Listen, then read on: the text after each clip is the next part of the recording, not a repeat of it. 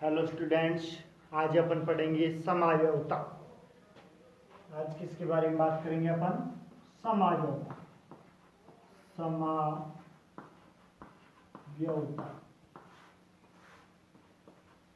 पिछले वीडियो में अपन ने उपसहसंयोजक यौगिकों का आईयूपी से नामकरण पढ़ा था, वो कंप्लीट हो गया था। आज अपन पढ़ेंगे समावयवता क्या होती है, समावयवता किसे कहते हैं। ठीक है, तो सबसे पहले समावयवता की डेफिनेशन देखें, परिभाषा देखें। समावयवता कहते किसे? तो क्या कहेंगे? ऐसे दो या दो से अधिक उपसहसंयोजक यौगिक जिनका अणु सूत्र समान हो लेकिन संरचना सूत्र तथा त्रिविम विन्यास भिन्न भिन्न हो या अलग अलग हो, एक दूसरे के समावयवी कहलाते हैं तथा इनके इस गुण को क्या कहते हैं? समावयवता कहते हैं। ये समावयवता क्या होती है? परिभाषा एक बार दोबारा से रिपीट कर रहा हूं। वे उपसहसंयोजक यौगिक या दो से अधिक उपसहसंयोजक यौगिक जिनका अणु सूत्र समान हो लेकिन संरचना सूत्र या त्रिविम विन्यास भिन्न भिन्न हो, एक दूसरे के समावयवी कहलाते हैं और इनके इस गुण को समावयवता कहते हैं। अणु सूत्र समान रहेगा लेकिन संरचना सूत्र या फिर त्रिविम विन्यास क्या होगा? भिन्न भिन्न होगा, एक दूसरे के समावयवी कहलाएंगे और उनके इस गुण को समावयवता कहते हैं। ठीक है, समावयवता दो प्रकार की होती है। समावयवता कितने प्रकार की होती है? दो प्रकार की। नंबर एक,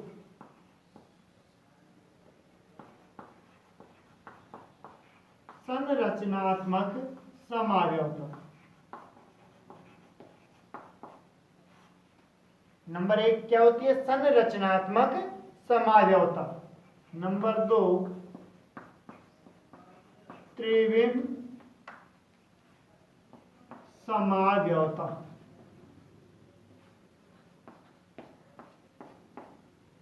कितने प्रकार की होती है? संरचनात्मक समावयवता और त्रिविम समावयवता। अपन पहले पढ़ेंगे संरचनात्मक समावयवता, उसके बाद पढ़ेंगे त्रिविम समावयवता। संरचनात्मक समावयवता की बात करें तो परिभाषा क्या होगी? ऐसे उपसहसंयोजक यौगिक जिनका अणु सूत्र समान हो लेकिन संरचना सूत्र भिन्न भिन्न हो, एक दूसरे के समावयवी कहलाते हैं और इनके इस गुण को संरचनात्मक समावयवता कहते हैं। क्या कहेंगे? ऐसे उपसहसंयोजक यौगिक जिनका अणु सूत्र तो क्या होगा? समान होगा लेकिन संरचना सूत्र क्या होगा? भिन्न भिन्न होगा, अलग अलग होगा, एक दूसरे के क्या कहलाएंगे?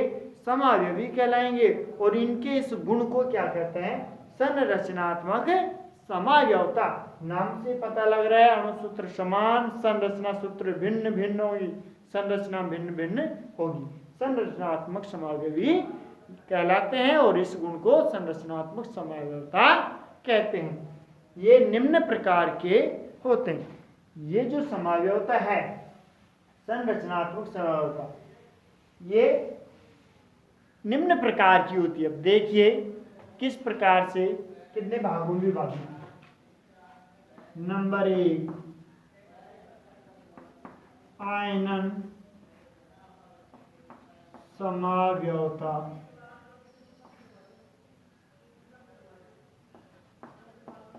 नंबर दो, हाइड्रेट समावयवता। नंबर तीन, बंधक समावयवता। नंबर चार, उपसहसंयोजक समावयवता। नंबर पांच, लिगेंड समावयवता। नंबर छह,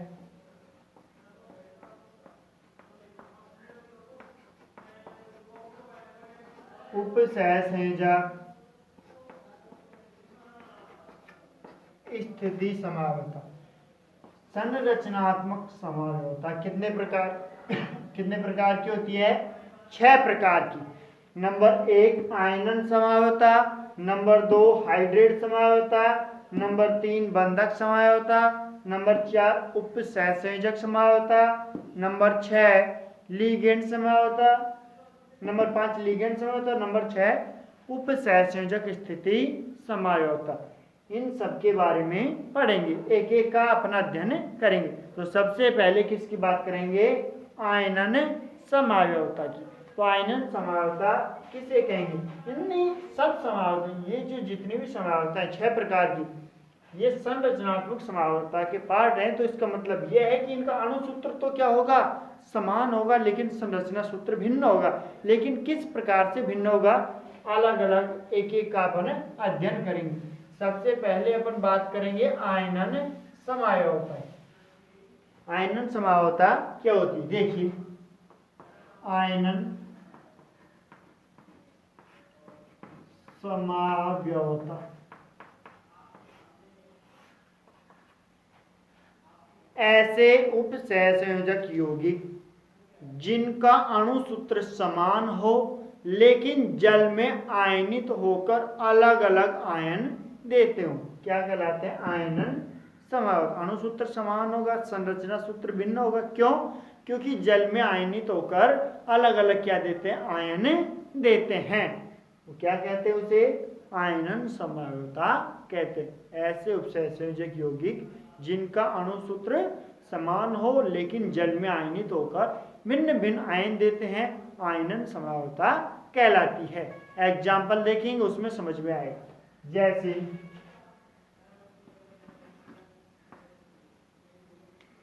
CO NH3 का whole 4 Br2 Cl2।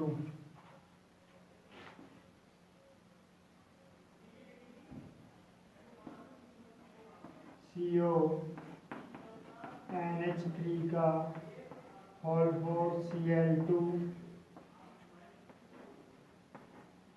Br2।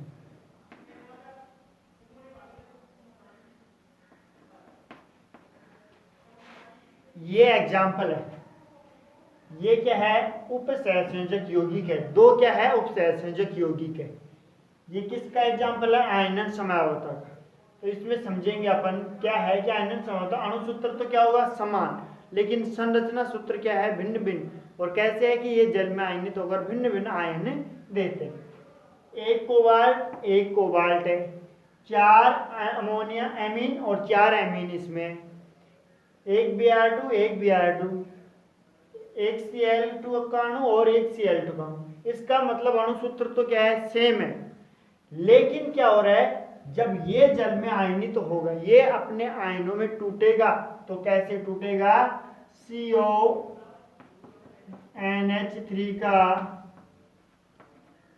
Whole 4 Br2 + 2 और Cl प्लस में 2 Cl-।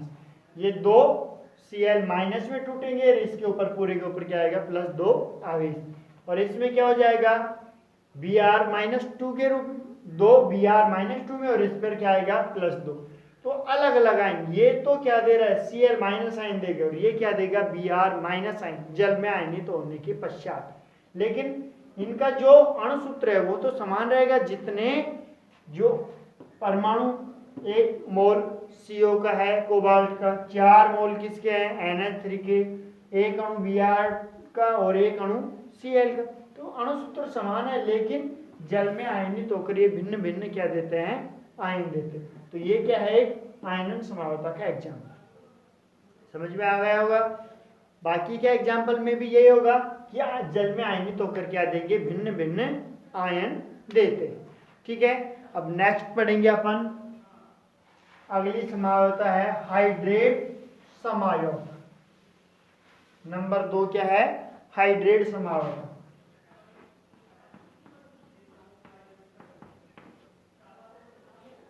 हाइड्रेट समावता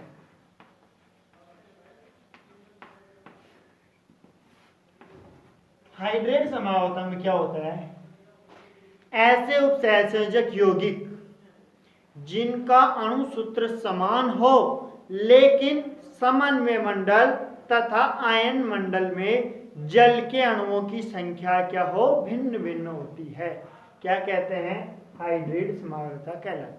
ठीक है, ऐसे उपसहसंयोजक यौगिक जिनका अणु सूत्र समान हो लेकिन समन्वय मंडल तथा आयन मंडल में जल के अणुओं की संख्या क्या होती है, अलग अलग होती है, भिन्न भिन्न होती है, हाइड्रेट समावयवी कहलाते हैं और इनके इस गुण को हाइड्रेट समावयवता कहते हैं। ठीक है, एग्जाम्पल में समझो, CrCl3.6H2O ये क्रिस्टलन जल के रूप में लवण है, क्रोमियम क्लोराइड। ठीक है, अब इसको अपन उपसहसंयोजक यौगिक के रूप में लिखिए तो क्या होगा, CrH2O का होल 6 Cl3, ये उपसहसंयोजक यौगिक हो गया। इसमें ये तो पार्ट है आयन मंडल, समन्वय मंडल, और ये क्या है, आयन मंडल। तो समन्वय मंडल और आयन मंडल में जल के अणुओं की संख्या क्या होगी, भिन्न भिन्न। तो इसका दूसरा रूप, इसका जो समावयवी होगा, समावयवी में क्या होगा, अणुसूत्र दोनों के समान होगी, लेकिन अंतर किसका होगा, समन्वय मंडल और आयन मंडल में जल के अणुओं की संख्या क्या होगी, भिन्न भिन्न होगी। देखिए, क्रोमियम H2O होल 6 है, होल 5, एक जल के अणु को बाहर निकालेंगे, एक Cl अंदर लेंगे, Cl2 बचा यहाँ पे डॉट H2। इसका फिर दूसरा जो होगा समावयवी वो कैसे बनेगा, क्रोमियम H2O का होल 4, एक Cl फिर अंदर लेंगे तो ये तो यहाँ क्या हो जाएगा, एक Cl पहले से मौजूद था, Cl2 हो जाएगा, और यहाँ क्या बच जाएगा, Cl डॉट 2H2। ठीक है, तो ये एक दूसरे के क्या है, ये इसका समावयवी है और ये इसका समावयवी।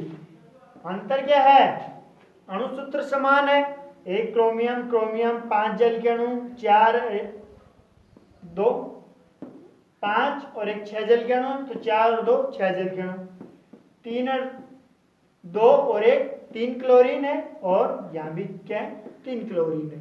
तो अणुसूत्र तो सेम है, लेकिन समन्वय मंडल और आयन मंडल में जल के अणुओं की संख्या भिन्न है, यहाँ 5 है, यहाँ 1 है, यहाँ समन्वय मंडल में 4 है और आयन मंडल में क्या है, 2 है। तो ये क्या हो गई अपनी हाइड्रेट समावयवता। अच्छी तरीके से समझ में आ गया होगा कि जो समन्वय मंडल और आयन मंडल है उनमें जल के अणुओं की संख्या भिन्न भिन्न होती है, बाकी अणुसूत्र क्या होता है, समान होता है। ठीक है, अब नेक्स्ट अपन बात करेंगे नंबर 3 बंधक समावयवता की। देखिए नंबर 3 है बंधक समावयवता। बंधक समावयवता में क्या होगा, ऐसे उपसहसंयोजक यौगिक जिनका अणु सूत्र समान हो लेकिन केंद्रीय धातु परमाणु से जुड़ने वाले लिगेंड परमाणु है वो क्या होंगे, भिन्न भिन्न हो। जो केंद्रीय धातु परमाणु से लिगेंड के अंदर जो दाता परमाणु है जो उपसहसंयोजक बंध बनाता है, वो दाता परमाणु क्या होगा, अलग अलग होगा, भिन्न भिन्न होगा। क्या कहते हैं, बंधक समावयवता कहते हैं। बंधक समावयवता में क्या होगा, उपसहसंयोजक यौगिक होगा जिनका अणुसूत्र समान होगा, लेकिन जो के समन्वय मंडल है उसमें केंद्रीय धातु परमाणु से लिगेंड जो उपसहसंयोजक बंध बना रही है, और लिगेंड में उपसहसंयोजक बंध कौन बनाता है, दाता परमाणु। तो दाता परमाणु जो जुड़ रहा है केंद्रीय धातु परमाणु से उपसहसंयोजक बंध द्वारा, वो क्या होगा, अलग अलग होगा, भिन्न भिन्न दाता परमाणु होंगे। एग्जाम्पल में समझ में आ गया,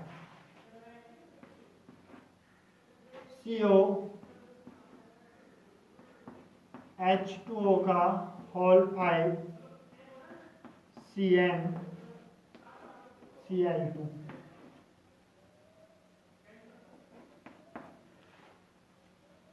या COH2O का होल 5 NCCl। ये बंधक समझौता का एग्जाम्पल है। दो सहसंयोजक यौगिक हैं, ये इसका समावयवी है, इसी का दूसरा रूप है। अणुसूत्र समान है लेकिन बंधक समझौता में क्या है, जो लिगेंड है केंद्रीय धातु परमाणु से उपसहसंयोजक बंध बना है उसमें दाता परमाणु क्या होगा, भिन्न। इसके अंदर दो प्रकार की लिगेंड है, एक तो साइनो लिगेंड है Cn और एक है एक्वा H2O लिगेंड 5, तो ये है एक Cn। तो एक्वा के अंदर जो दाता परमाणु होगा वो तो ऑक्सीजन होगा, ठीक है, और साइनो में जो दाता परमाणु होगा वो क्या होगा, कार्बन C। लेकिन अपन इसकी बात करें तो इसमें ऑक्सीजन दाता परमाणु समान है लेकिन NC होगा, NC को क्या कहते हैं, आइसोसाइनो। तो यहाँ दाता परमाणु क्या होगा, नाइट्रोजन, और यहाँ दाता परमाणु क्या है, कार्बन। तो केंद्रीय धातु परमाणु से जो दाता परमाणु उपसहसंयोजक बंध बनाए वो क्या है, भिन्न भिन्न। यहाँ कार्बन बंध बनाएगा कोबाल्ट के साथ उपसहसंयोजक, और यहाँ नाइट्रोजन बंध बनाएगा कोबाल्ट के साथ उपसहसंयोजक बंध बनाए। तो यहाँ दाता परमाणु क्या होगा, भिन्न भिन्न। तो ये क्या हो गया, बंधक समावयवी हो गए एक दूसरे के, और इनके इस गुण को क्या कहते हैं, बंधक समावयवता। समझ में आ गया होगा। अणुसूत्र समान है लेकिन दाता परमाणु क्या है, भिन्न भिन्न। जो केंद्रीय धातु परमाणु से उपसहसंयोजक बंध बना रहे हैं वो दाता परमाणु क्या है, भिन्न भिन्न। यहाँ कार्बन है और यहाँ क्या है, नाइट्रोजन। समझ में आ गया होगा। अब ये अलग टाइप का एग्जाम्पल था, मैंने पहले जो एग्जाम्पल करवाया था उनमें करवाए नहीं थे, तो इसका नामकरण और देख लो आप किस तरीके से क्या नाम होगा इसका। देखिए ये पार्ट नेगेटिव और ये पार्ट क्या है, पॉजिटिव। कैसे पहचानोगे, क्योंकि Cl माइनस के रूप में होता है, ठीक है, Cl पर माइनस चार्ज होता है, तो ये तो नेगेटिव पार्ट, तो ये पार्ट क्या हो जाएगा, पॉजिटिव, ठीक है। तो जब IUPAC नामकरण किया जाता है पहले धनायन का नाम लिखते हैं और बाद में ऋणायन, और धनायन के रूप में अपने पास क्या है, समन्वय मंडल। तो समन्वय मंडल में पहले लिगेंड का नाम और बाद में केंद्रीय धातु परमाणु का नाम। लिगेंड अलग अलग है तो अंग्रेजी वर्णमाला क्रम के अनुसार लिखेंगे। जो अंग्रेजी वर्णमाला में पहले आते उसे पहले लिखेंगे और जो बाद में आते उसे बाद में लिखेंगे। देखिए एक तो एक्वा है और एक साइन। तो पहले क्या आएगा, एक्वा, ए से शुरू होते, 5 समान है तो 5 के लिए क्या आ जाएगा, पेंटा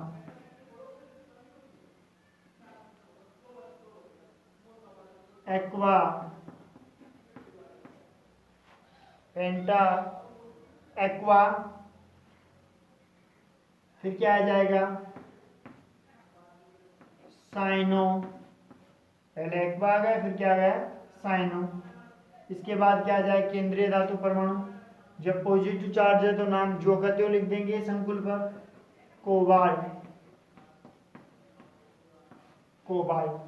ये जो समन्वय मंडल होता है उसमें जो भी अपन लिखते हैं वो सभी एक लाइन में आते हैं, ठीक है, ध्यान रखो। क्या होगा, पेंटा एक्वा, साइनो, कोबाल्ट। कोष्टक में क्या लिखेंगे, ऑक्सीकरण अवस्था निकालो, X इसकी ज्ञात करें, कोबाल्ट प्लस 5 क्या है, एक्वा। एक्वा में जो H2 है इस पर आवेश 0 होता है, प्लस -1, Cn के ऊपर -1 प्लस 2 -1, 2 Cl है, 1 Cl पर -1 हो बराबर में 0। तो क्या आ जाएगा, X प्लस ये क्या होगा, 0 प्लस माइनस का 1 और प्लस माइनस का 2। तो टोटल कितना होगा, -3। इधर जाएंगे तो x बराबर +3। तो ऑक्सीकरण अवस्था कितनी आ जाएगी, 3rd। रोमन संख्या में 3rd ऑक्सीकरण अवस्था लिख दी। फिर क्या लिख देंगे, Cl2 क्या बोलते हैं, क्लोराइड, क्लोराइड। ये इसका क्या होगा, IUPAC नाम का। ठीक इसी प्रकार से इसका आ जाएगा पेंटा एक्वा, NC को क्या बोलते हैं, आइसोसाइनो। फिर क्या आ जाएगा, कोबाल्ट, 3rd क्लोराइड। केवल यहाँ साइनो था और यहाँ क्या आएगा, आइसोसाइनो। साइन, और कोई अंतर नहीं है। समझ में आ गया होगा बंधक समावर्त। नंबर 4 अपन बात करेंगे अब उपसहसंयोजक समायोजक।